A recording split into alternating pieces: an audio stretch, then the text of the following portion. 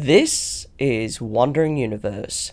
Today I'm going to be exploring a non-disclosed ruin in a country less known for such finds. So, let's go exploring.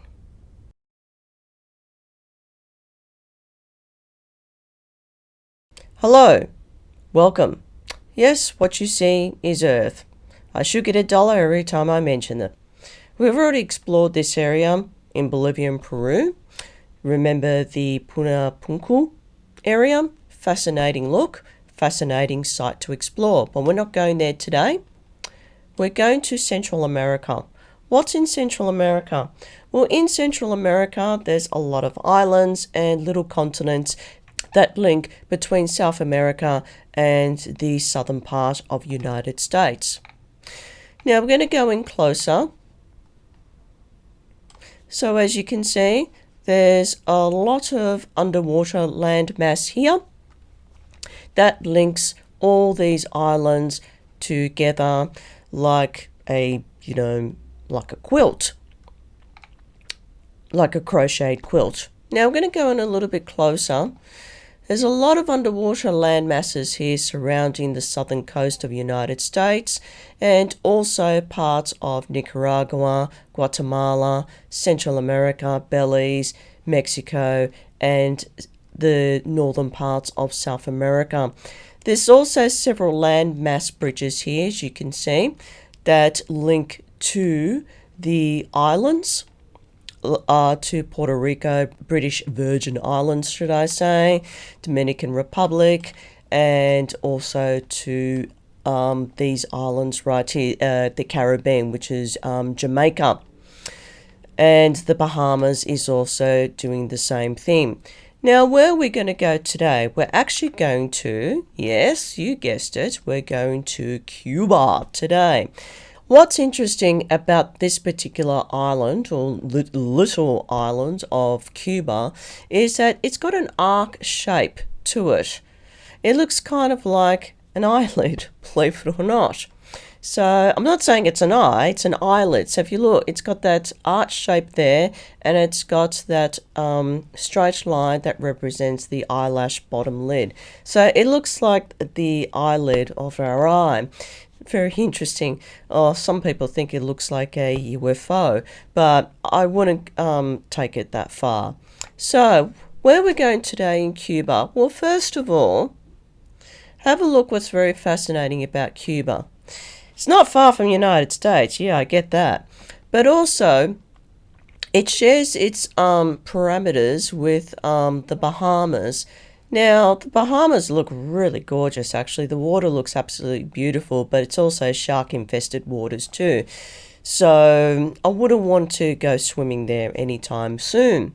However, there is a lot to offer in terms of if you just want to relax, hang about, and just virtually do nothing, and just enjoy the exotic pleasures of what the islands do have to offer.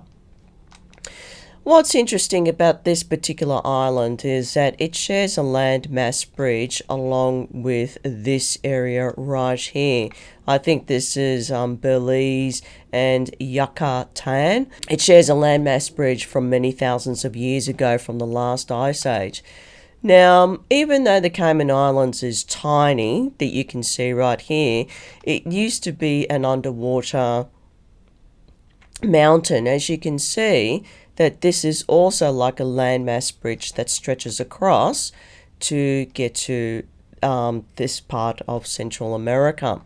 Now, apart from all this fascinating stuff, what are we looking at in Cuba today? What is so interesting about this island?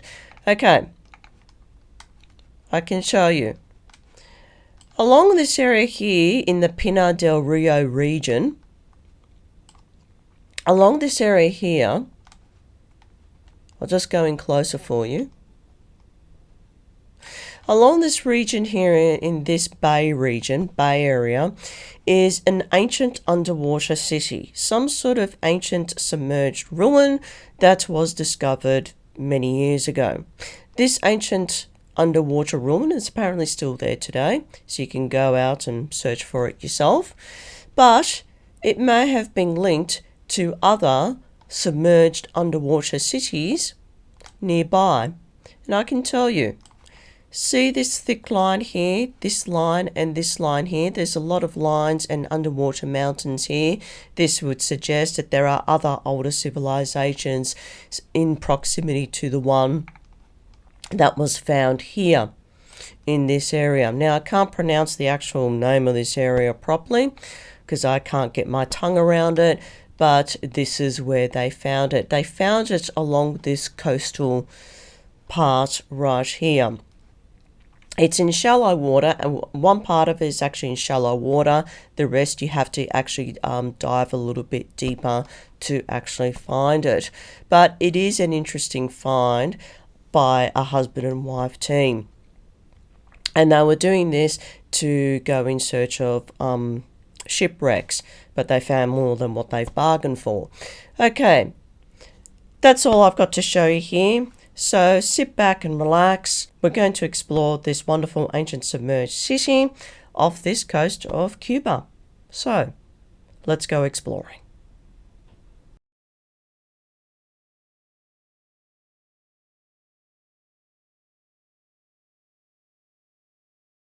So, you've heard a lot about Cuba, right? Well, only over sensationalised clickbait political drama to fire up your ego about nothing.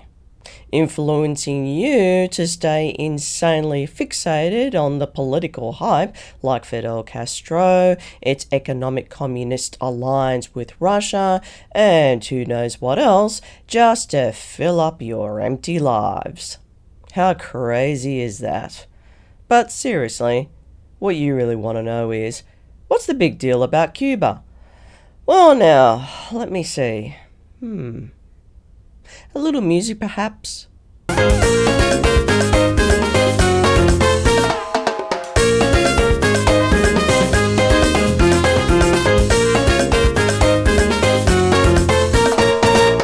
Cuba has had a very turbulent history of political upheaval, human rights revolution, civil war, and not to forget the missile crisis that almost got wiped off the world map. Even today, thousands of Cubans don't agree with the current president's communistic-style policies that quash their freedoms and censors their speech. But it's not all doom and gloom on the island of exotic paradise filled with delicious coffee, lays by the beach resorts, and classic 1950s-style cars. They do have something to offer amongst the political mess. I found a story online that tickled my curiosity. A story about a bunch of happy-go-lucky US soldiers who went submarining for fun off the coast of Cuba. By sundown, their egos were buzzing. They bragged over several beers about some ancient underwater city. This story became a reality 15 years later, and it took a husband and wife diving team to go in search for this so-called submerged ruin. The submarine adventure for the happy-go-lucky US soldiers turned out to be more than they bargained for. It prompted them to question their judgment, doubting whether what they found wasn't an illusion. While sculling down several suds at a local bar in the area, speaking in an enthusiastic babble about a fantastic ancient underwater ruin off the coast of Cuba. No one took their word for it, and the search ended with them. Until 15 years later, a husband and wife, along with a small team of divers, one day went on a hunt for sunken shipwrecks. Little did they know what they were about to find would astound them. Using sonar technology, they scoured the bottom sandy floor surface for any possible sign of a shipwreck. At first, they spotted nothing but rocks and natural ocean debris. They thought at that moment they were going to come up empty-handed until the sonar images noticed something out of the blue. Hidden from the darkness of the deep blue sea, These images show dark patterns along one part of the sea floor. They appear to be spots of formed-shaped patterns nestled along the surface of the sandy floor. Uncertain what it might be, they continue to uncover more of these unusual shaped patterns emerging on their sonar screen. At first, they couldn't quite work out what it might be, as the images didn't give a clear indication of a shipwreck.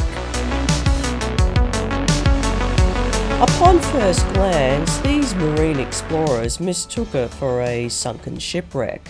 But they weren't about to throw in the towel just yet, so they dived down into the shallowy waters for a second look.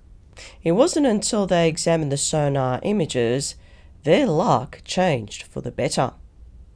What they found was this.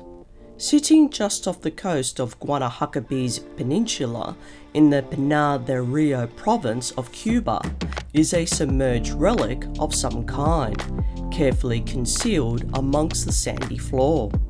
They dived deeper into the unknown to take a closer look. What they found caught them by surprise.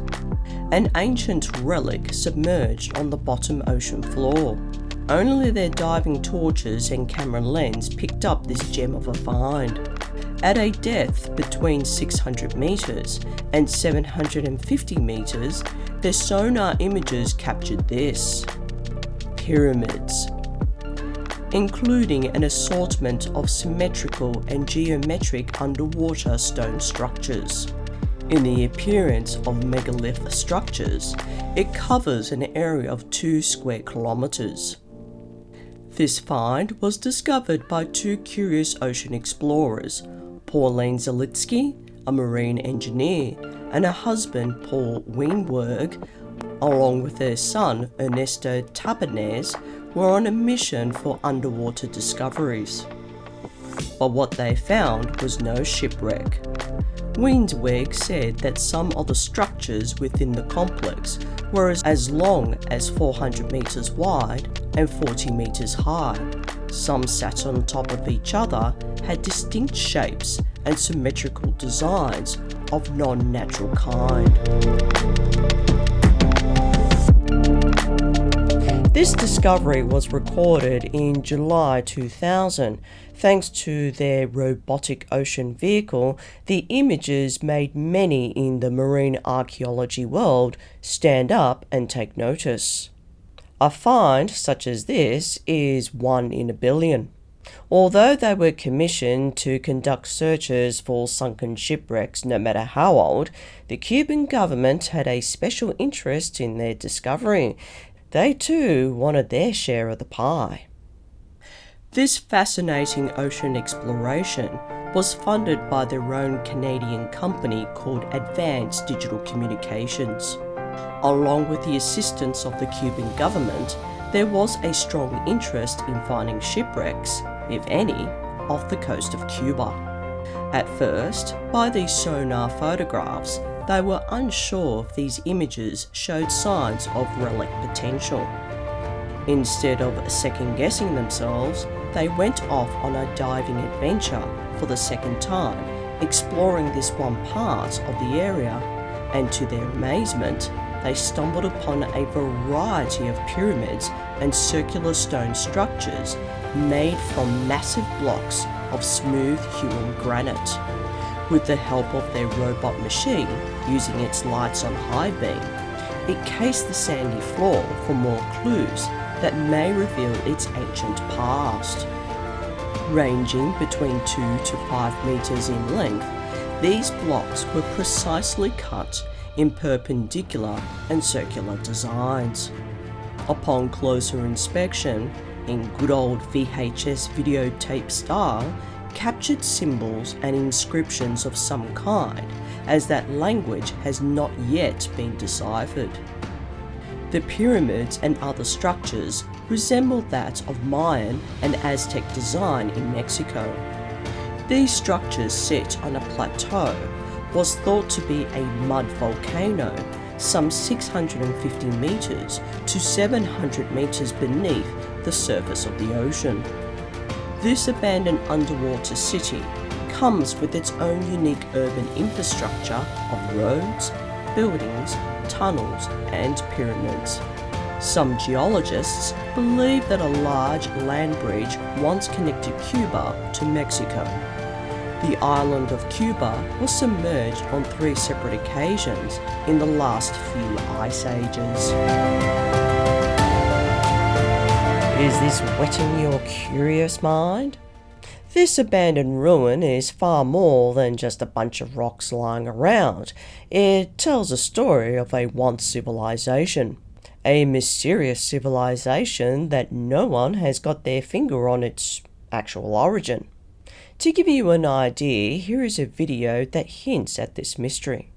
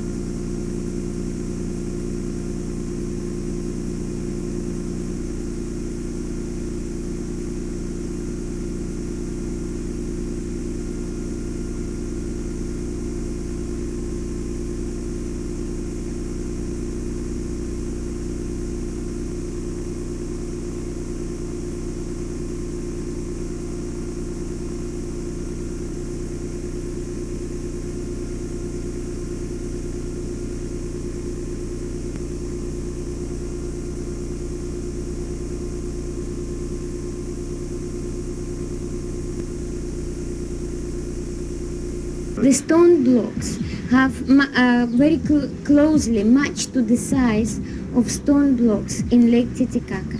Description of the structures in Lake Titicaca apparently very similar to what we find on ocean bottom.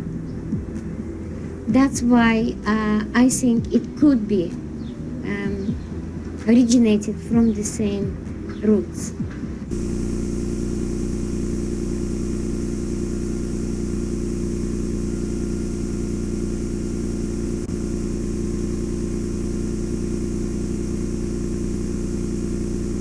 So according to chronologies, there were 3 islands that sank, 3 islands.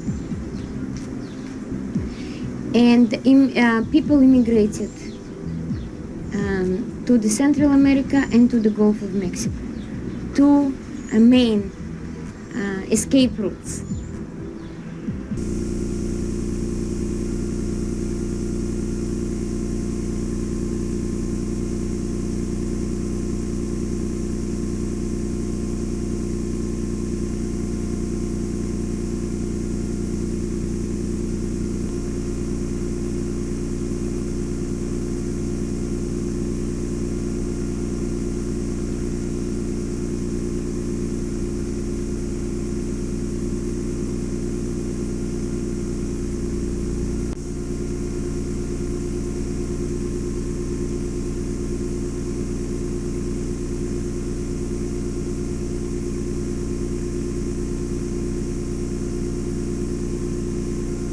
Now I have, not only I'm more convinced, but I have much more clear vision what we're dealing with. That we're dealing with our prehistory. And there were very few traces left. These traces were in difficult access areas, such as Lake Titicaca, ocean bottom close to Cuba, and jungles of Gulf of Mexico, because that's where Olmec sculptures are. Right now, news 52 lands, this last expedition, and all of this. This find has brought much skepticism and heated debate within the antiquities world, but it got people talking. Does this have something to do with Atlantis? No. Was it a vanished civilization? No. Does it have a superstitious connotation? A big fat no. And don't think the couple were going to stop at just one dive. No, They went all the way. Several more, in fact, along with documented evidence to prove we weren't the only intelligent life forms hanging around the neighbourhood. During the early 2020s, the diving duo conducted another underwater investigation using a remote-operated vehicle. Pauline Zelitsky continued her search for artefacts and other similar design structures near the site. She meticulously kept notes by recording every single dive she and her husband made of the expedition. Photos, video, notes, reports of any evidence linked to the ancient origin of this significant wonder. Just when they were about to venture out further into new territory, they received bad news. The Cuban government stepped in and cut short their expedition. They proceeded to cover up any evidence of such finds by going about their business with pretend amnesia. It wasn't until mid-2020 a YouTuber by the name of Scott C. Waring brought this ancient gem out in the open.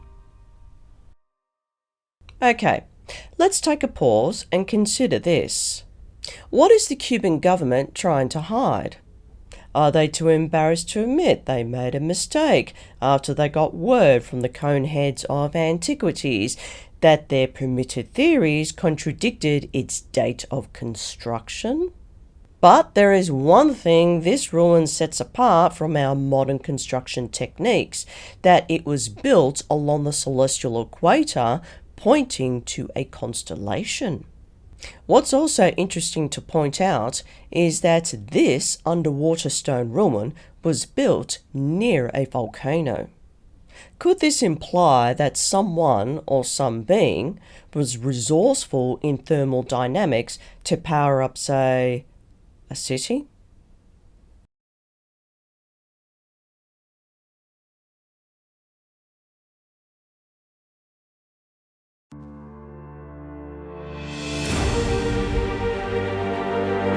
In 1954, Leicester Hemingway flew over to Cuba to pay a visit to his famous brother, Ernest Hemingway. Whilst enjoying the comforts of a flying hotel has to offer, he casually peered out of the window and spotted something unusual off the coast. This was the first known sighting. In 1968, 7 years after Hemingway's death, a team led by archaeologist Joseph Mason Valentine found a half-a-mile stretch of underwater limestone blocks off the coast of Bimini. From his line of sight, he saw smooth stone blocks that formed a precisely paved road. He was certain it was not naturally made. This pavement is known as the Bimini Road. Coincidentally, Ernest Hemingway lived 100 metres away from the tiny island of Bimini, and it was the inspiration for his works like the sea and islands in the stream. Many of these images display flawlessly engineered pyramidal structures, including circular designs that demonstrate precise geometric engineering without the presence of ancient human tool markings. Smooth, granite-shaped blocks precisely stacked without a margin of error. Its architecture is unique, masterfully crafted, leaving little evidence of its ancient high technology behind. The estimated age of this ancient site was calculated to be 6,000 years old.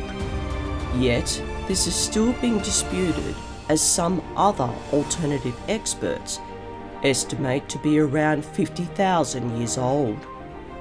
If so, this ancient ruin has seen the last of its daylight around the progressive melting of the ice during the last ice age.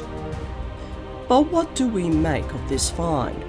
What is this relic trying to tell us?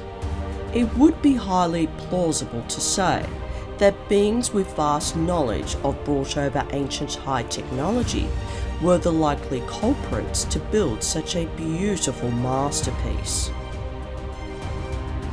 whoever they were, understood the complex dynamic principles of engineering of outstanding design a long time ago. Although it is still debatable whether this is the only submerged pyramidal ruin ever found, make no mistake, there are far more submerged structures, such as this one, spread across the world, who are more than happy to make their acquaintance known. This incredible ancient submerged relic has left a photographic imprint that tells a story. A story of a sophisticated past that thrived and prospered in its heyday until it was forced to abandon its humble abode for greener pastures elsewhere. Is this a misinterpretation from the marine explorer's perception, or is this a genuine find?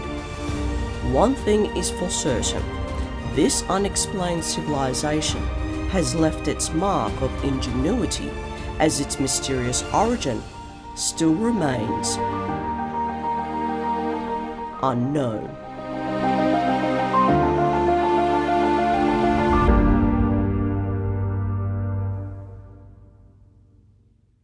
In the next video, I'll be exploring a pyramid, yes, there's more, nestled in the thick, luscious forest landscape of Eastern Europe. That's all for now.